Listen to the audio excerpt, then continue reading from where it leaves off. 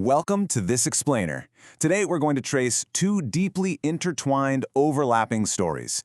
On the one hand, we have the harrowing, newly researched timeline of Anne Frank's final days, pieced together from surviving witnesses and archives.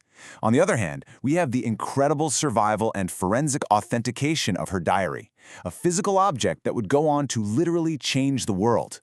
It's a story of profound tragedy, for sure, but also of the unstoppable power of a single human voice.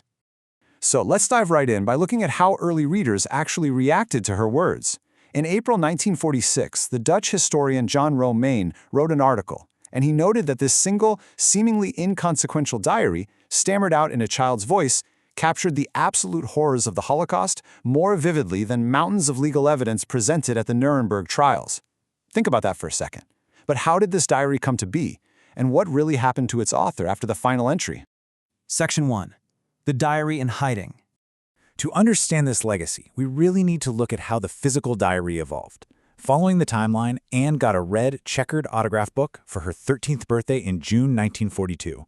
Just weeks later, her sister Margot got a summons to a Nazi work camp, which forced the family into hiding. For nearly 2 years, Anne wrote in this book and later in school exercise books. But I want you to notice that third date, March 29, 1944. A specific radio broadcast on that day fundamentally changed how Anne viewed her own writing. Picture this. They're huddled around the radio in the secret annex. And Anne hears the exiled Dutch Minister for Education, Gerrit Bolkestein. He broadcasted a powerful plea from London, urging the Dutch people to preserve ordinary documents, letters, diaries, to create a post-war archive about civilian suffering. Inspired by this, Anne started heavily revising her work. She actually wasn't just writing for herself anymore. She was purposefully crafting a book for future readers. Section 2. Journey into the Abyss. Those soaring literary ambitions? They were tragically cut short when the annex was discovered in August 1944. The forced movement of Anne and Margot was just devastating. After their arrest, they were taken to the Westerbork transit camp, then packed into transport trains to Auschwitz-Birkenau. By November, a brutal selection process separated the sisters from their mother. Deemed capable of forced labor, Anne and Margot were shoved into locked cattle wagons with around 70 others, armed with only a hunk of bread and a tiny barrel of water, and sent off to Germany. Once there, they endured an 8-kilometer forced march through freezing rain to the Bergen-Belsen concentration camp. At every single step, conditions just got worse. In Birkenau, they were completely stripped of their identities. Their heads were shaved and numbers were tattooed on their arms. They endured violent guards, hours of freezing roll calls, and the constant, terrifying threat of the gas chambers. By the time they reached Bergen-Belsen, they had lost literally everything, even their names, as they were handed pieces of cloth with new camp numbers. Section 3. Uncovering the final months. Now, for decades, the exact timeline of their final months was incredibly murky. British troops were approaching in 1945, so camp guards destroyed virtually all records to hide their crimes. But recent, meticulous research by the Anne Frank House gives us a much clearer picture. By early 1945, Bergen-Belsen suffered a total collapse. It wasn't a death camp with gas chambers, but it became a deadly epicenter anyway. A massive influx of prisoners caused extreme overcrowding. A November storm blew down their leaky tents, basic hygiene failed, water stagnated, and a massive epidemic of typhus swept through, claiming up to 1,000 lives a day. So, how do we reconstruct what happened without records? We rely on heartbreaking eyewitness accounts. Nanette Blitz, a former classmate of Anne's, was transferred there in December 1944. When they miraculously found each other through the barbed wire, Nanette recalled a horrifying sight. Anne was wrapped in just a blanket, unable to wear her clothes because they were entirely crawling with lice, which, tragically, are the exact insects that carry epidemic typhus. This brings us to a major historical mystery that this new research has finally overturned. When exactly did Anne and Margot pass away? For years, textbooks stated one date, but the reality of the camp tells a very different story. This perfectly illustrates how our understanding of history evolves. After the war, the Dutch Red Cross desperately needed to establish death dates for missing persons so families could settle estates. So they assigned Anne and Margot the official date of March 31, 1945. But we know now this was merely an administrative placeholder, just the last day of the month, not an actual factual day of death. By meticulously tracking prisoner movements, researchers found that several witnesses, including childhood friend Hannalie Goslar, saw the sisters exhibiting severe typhus symptoms before February 7th.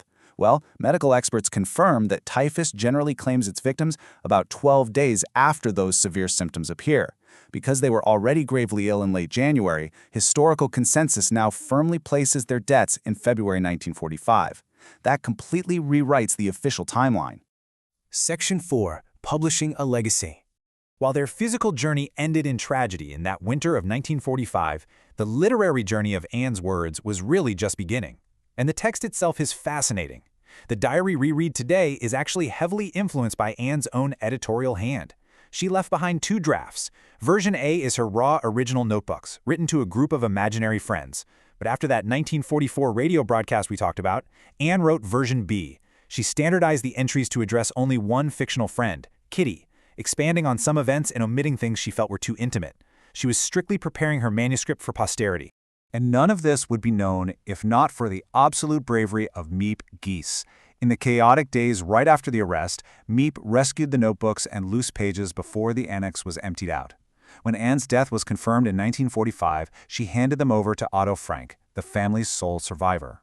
Reading them, Otto was absolutely stunned. He had no idea of the depths of his daughter's thoughts. So, he fulfilled her dream, weaving those 2 versions together, and published the diary in 1947. Section 5. Proving the Truth. As the diary became a global phenomenon, translated into over 70 languages, Holocaust denials started emerging, claiming the whole thing was a post-war fake. This led to a rigorous, highly scientific search for the forensic truth. In the 1980s, a massive forensic study was launched. They literally left no stone unturned. Experts conclusively matched the handwriting to Anne's pre-war samples. Plus, chemical analysis verified that the paper, ink, and glue were all completely consistent with materials available in Amsterdam during the 1940s. Now, you might have actually encountered the infamous ballpoint pen myth floating around online. This was a conspiracy theory engineered specifically to undermine the diary. Because ballpoint pens weren't widely available until the 1950s, deniers claimed that finding ballpoint ink on the pages proved it was a forgery. But investigators utterly dismantled this theory. The forensic analysis found that the actual diary entries were written in standard fountain pen ink. The only traces of ballpoint ink? They were found in exactly 3 isolated spots, on 2 loose scraps of paper inserted later, and on some added page numbers.